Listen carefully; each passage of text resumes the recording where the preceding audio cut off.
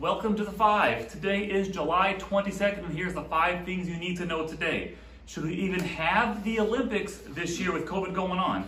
Flooding in China, social media algorithms, UFC YouTubers, and more of The Rock, as if we could use any more of him in our lives. The first of the topics today, should we even have the Olympics? There was a poll by Front Office Sports, and they're saying that about half, 51%, are worried the Olympics will be a super spreader COVID event. So about split down the middle on whether people think we should or should not have the Olympics based on COVID going on. Ben?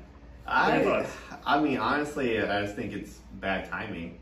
Yeah. But you know what, though? Like, things were looking good a few months ago. Like, things were looking like things were starting to turn back, you know, for the better, and things were starting to slowly return to normal. And it seemed safe. No one really saw, like, the new variants getting ready to come out and stuff like that. And, you know what? And then I think this concern about the widespread and everything, and then there's just so much. And there's some athletes that are just like not even going, and some are not even participating and stuff like that. And maybe like the interest, because of that, the interest level is not even there anyways. And then plus now it's a potential threat for even spreading it even more with, you know, traveling and everything. I think it probably should be canceled, but it would have been too late to, though. It would have been, yeah. I mean, just not very much note. I mean, how much notice could? I mean, you can't just cancel the Olympics a week before it happens, right? Or a day. I think well, it was a day or two ago. The IOC director or something said, like, we're really not a last minute cancellation. Like, everybody's here. Sorry, we're closed. Because I guess the athletes are one thing, because you care about their health and all this, but I guess Tokyo and Japan as a whole have been a little slower to the vaccination game than the rest of a lot of other industrialized countries. So we're like, in America, like half of people have been fully vaccinated. It's far less there, so that we're like, because you get people from all over the world coming in, being forced to be around each other maskless in many situations, that it's just, and they have to like eat, they have to sleep, so all these things that kind of force interactions, not like just stay in your room all day like we were told in the heart of the pandemic. So I don't know what's going to happen with the Olympics. I think it's going to be a full of asterisks Olympics. Whether people have to quarantine or get out because they have COVID, or all this stuff, and who you're competing against, are all the best going to be there and be able to compete? Are they going to cancel it at the last second and push it back a year again, or just give in at some point? I think the main concern, even though the main concern should be COVID and people's safety, but it seems like the main concern from the people that are in charge is the money. Dollars, because there's a lot of money at stake, because it's a huge moneymaker. You got Peacock, you know, things like Peacock, they're just banking on the Olympics, on getting them new subscribers and NBC stuff like. pays a ton of money for Olympics coverage. So that really seems to be the real thing there. But you know what? There's nothing they can do about it now. I mean, if athletes are already there, might as well let them compete against somebody. Let them be on the center stage. If anything, it'd be good exposure. You know, good. You know, even though it's not the competition that they wanted, they want to go against the very best, and I understand that, but at least they're on the grand stage and they're competing and they're doing what they love.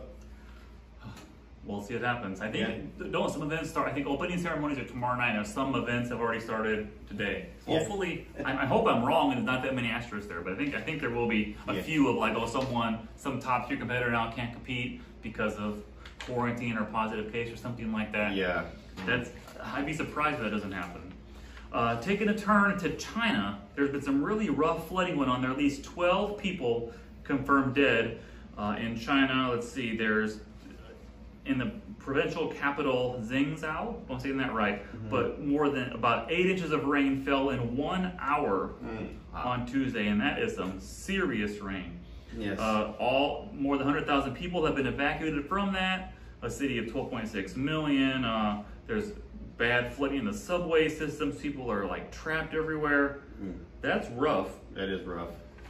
It's hard to say it's not climate change connected, because we get just harsher and more severe weather. Exactly. A lot more severe weather. This very aggressive. All I can say is, man, I'm sorry. I know, nothing we can do here. Nothing we can do. It sucks. I just hope everybody can stay safe, stays that way, and hopefully everybody gets found. And Yeah. Not very many people are hurt. Unfortunately, there's already been confirmed deaths. Yeah. You know, but that's tragedy, and wouldn't want to see that happen anywhere.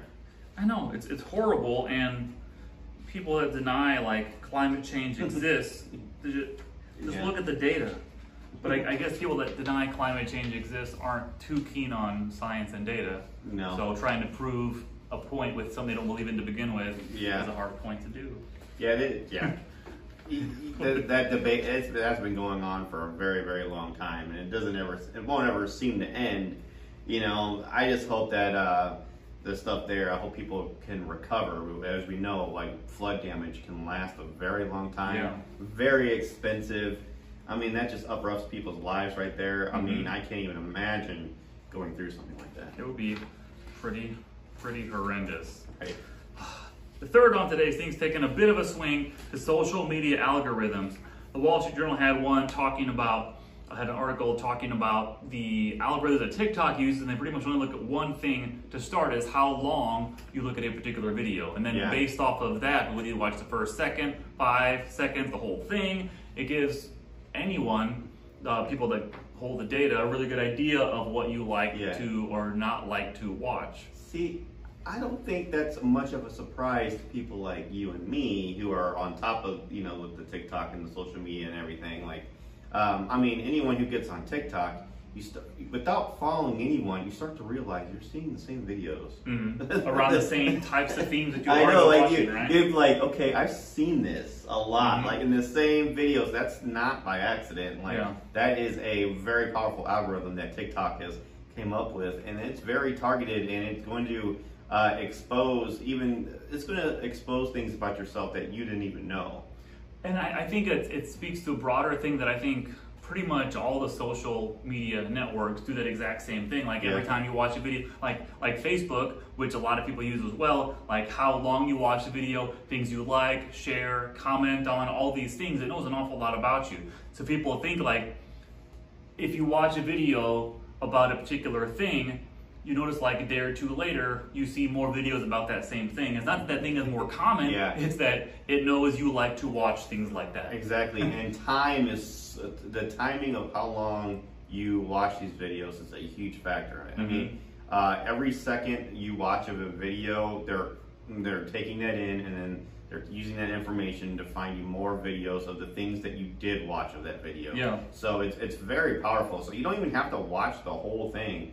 So, I mean, and then you hear a lot of times, like a lot of people end up on a side of TikTok. They're like, how did I get here? How did I get on this side? The Mormon side, the conservative, the liberal side. Like, how did I get on like something very? I mean, it'd be so random. Like, how did I get on cow TikTok? Like, why are you probably watched a cow video? Why are there so many cows on my TikTok feed? It's probably because you watched one video probably for 3 seconds, and before you scrolled past, and then now they know that you will at least watch 3 seconds of a cow video.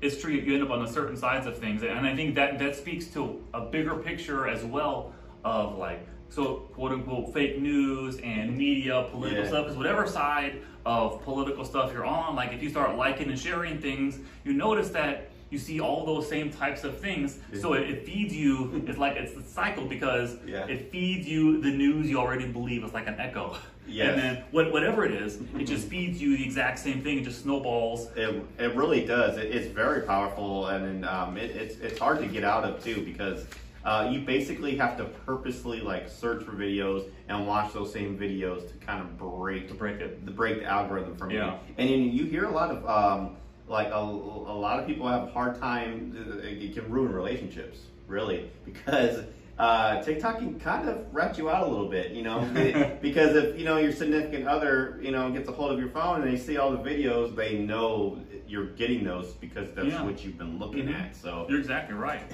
And speaking of social media and the internets, so I guess Logan Paul, right, competed in an exhibition with Floyd Mayweather in June with tremendous commercial, meaning money, success.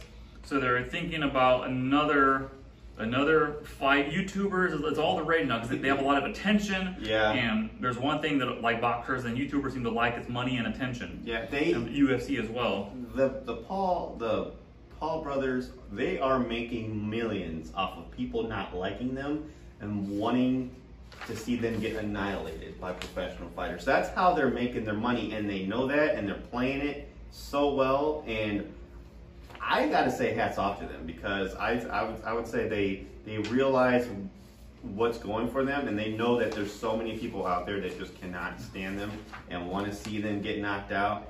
And it's not happening. It's not happening. They're actually getting in the ring, and they're actually, you know, holding their own against these really good fighters. I was trying to look in here, figure out how did this fight in June go between Mayweather and Paul? I believe remember? Mayweather won, but it was actually a very close contest from what I remember. I mean, do you think Mayweather was going all at it or taking it a little bit easy? See, that remains to be seen. A lot of people think that Mayweather kind of just purposely let the match play out. He didn't really go his full potential, because a lot of people were expecting a knockout. Yeah.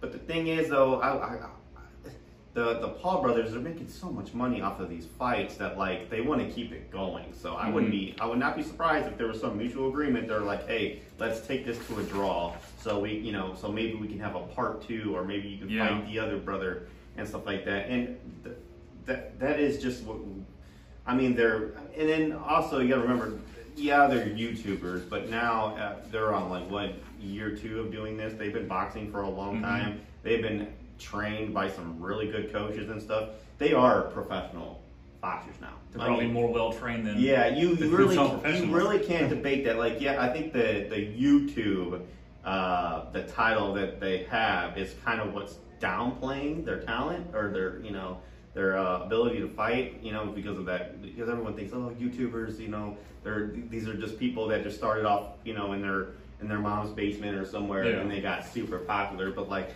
these guys, I mean, they know what they've been doing. They were very successful in the YouTubing game. That's how they got famous in the first place. They know how to hack attention. They know how to hack attention, and they know that there's people that just don't like them. And I swear, people that realize that, like, oh, people would pay money to see me go up against a professional fighter to try to knock me out. Yeah. Say somebody gave you $1 million and 6 weeks to train for a fight with Floyd Mayweather. Yeah. You think you would do it? I would do it. Like, if I didn't have to win.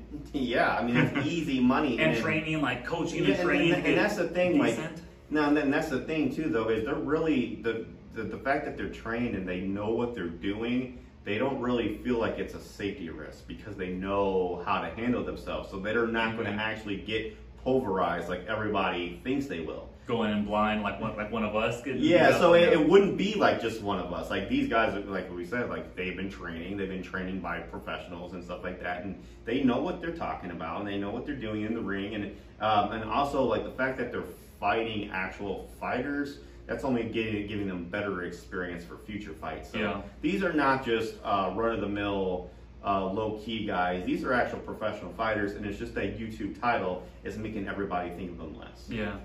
Makes you wonder too, as time goes by, if eventually one of these quote-unquote YouTubers will beat one of these top-tier world athletes, like what that would say in a lot of various regards. Now, there is, and there's a lot of people saying, they're like, well, right now they're only boxing. Eventually, they might want to cross into MMA, which we all know is a lot more. There's a lot more involved in MMA. There's wrestling and you got to get on the ground. There's kicks and everything. So I'm anxious to see how they do well in that territory. But right now, they're making boxing interesting, because boxing for a long time has not been very popular. You're right. It took a hit. It used to be like the big thing, like 20s, 30s, right? Like on the radio. And then like there's been stuff here and there. Like probably that was about 30 years ago. Mike Tyson was like this big, huge thing. But I would say that boxing in general hasn't really had its, like, it peaked the last time, probably like early 90s, Mike Tyson. And then there was like the ear bite with Holyfield, and then it kind of went away again for like 20 years. It's like, it just comes in waves when like these waves of attention come, and like maybe this is the next wave of attention. It makes you wonder too, like people like, I mean, Floyd Mayweather loves money and attention. You can look at him, you can see that. But what the other boxers, how they feel it's impacting the sport that they probably love and are dedicated to, like to see these seemingly random dudes just coming in and wanting to fight them. Like is it making a sideshow of it? Is it drawing attention to it? Either way, I think it's genius. I mean, I just think they see a way to make millions of money, and they're running with it, and they don't care who likes them. They don't. Honestly, it's benefiting them. The fact that people don't like them. So I mean, I think what they're doing is actually smart. And last on the 5 today, maybe more of The Rock. So I guess Cinema Blend is talking about 10 years ago, The Rock got a big movie boost in his career when he debuted as Luke Hobbs in Fast 5.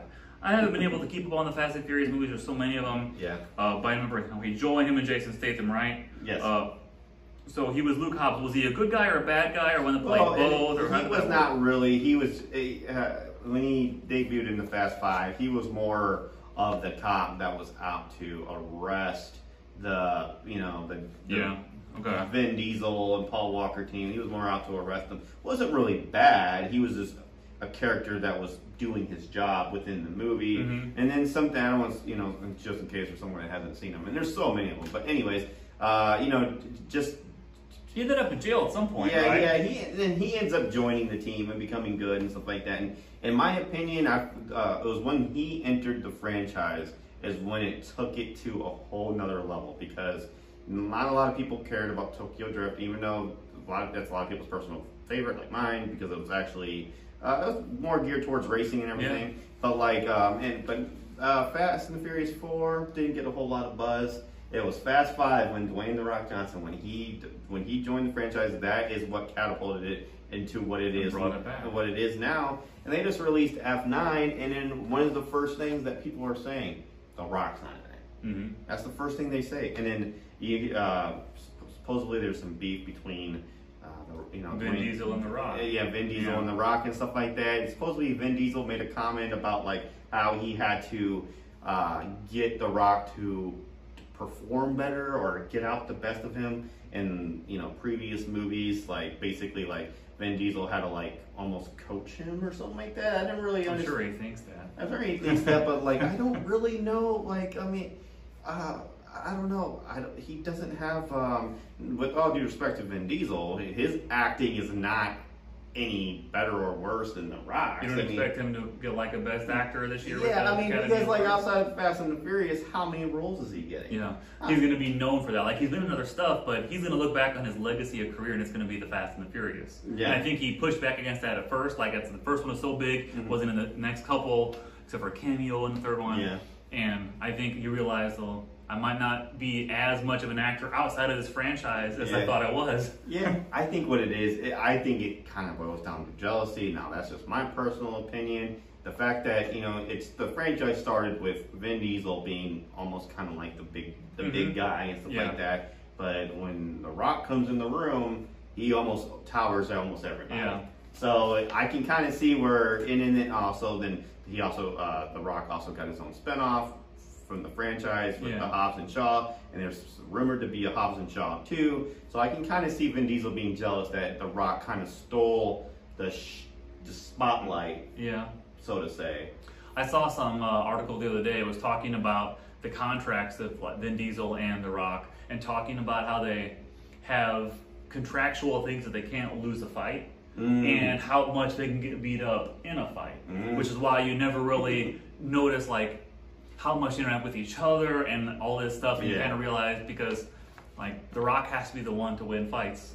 It's hard to picture him as the guy that doesn't ultimately perform in a movie. Yeah, I mean, at the end of the day, I am a fan of that franchise. I hope they work something out. I just feel like it's just kind of immature. I feel like it's definitely something that they can grow past. Yeah. And then just kind of talk and just kind of just come to a nice understanding, because I'm sorry, Vin Diesel and everybody else, but those movies are not the same without Dwayne "The Rock" Johnson. Yeah. They're just not.